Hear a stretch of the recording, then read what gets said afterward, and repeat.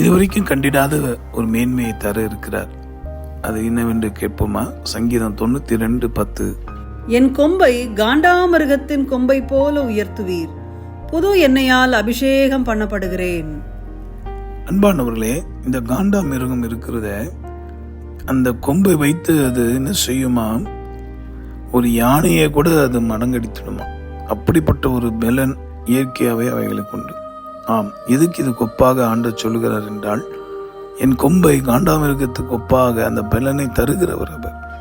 புது எண்ணெய் என்று சொல்லும்போது அது பரிசுத்த ஆவியானவரை குறிக்கிறது.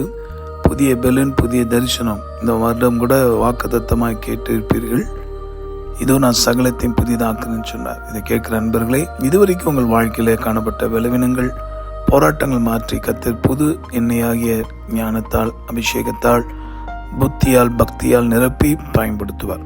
காண்டாமிருகத்துக்கு ஒத்த பலனை தந்து உங்களுக்கு எதிர்த்து வருகிற உங்கள் ஆத்மா, ஆவி, சரீரத்தை கரைப்படுத்தக்கூடிய, உங்கள் குடும்ப வாழ்க்கை நன்மையை, உங்கள் வியாபாரத்தை மேன்மையை கெடுக்கக்கூடிய சத்துருக்கள்லாம் அழிய பண்ணத்தக்கதான பலனை அவர் தருவார். நம்புகிறவர்கள் என்னோட சேர்ந்து ஜெபிக்கலாமே. அன்புள்ள ஆண்டவர், இந்த வார்த்தையின்படி ஒவ்வொருடைய வாழ்விலும் உம்மை அறிகிற அறிவை தாரும் அப்பா. ரட்சிக்கப்பட்டோம் என்று அப்படி உட்கார்ந்து விடாதபடி தூய ஆவியின் அருளை, பரிசுத்தாவின் வல்லமை, எண்ணெயாகிய அந்த அபிஷேகத்தை பெற்று ஞானத்தோடு, பக்தியோடு, புத்தியோடு நடந்து ஜெயிக்க, இந்த உலகத்தில் உள்ள எல்லா சத்துருக்களின் தந்திரங்களையும், எல்லா நாசமோச காரியங்களையும் எல்லாம் மேற்கொண்டு ஜெயிக்க உம்முடைய பிள்ளைகளுக்கு பலன் தாரும், கிருபை தாரும், ஆசீர்வதியும் அப்பா. இதுவரைக்கும் கண்டிடாத மேன்மையை கொடுத்து உங்களுடைய பிள்ளைகளை மேன்மைப்படுத்தி ஆசீர்வதியும்.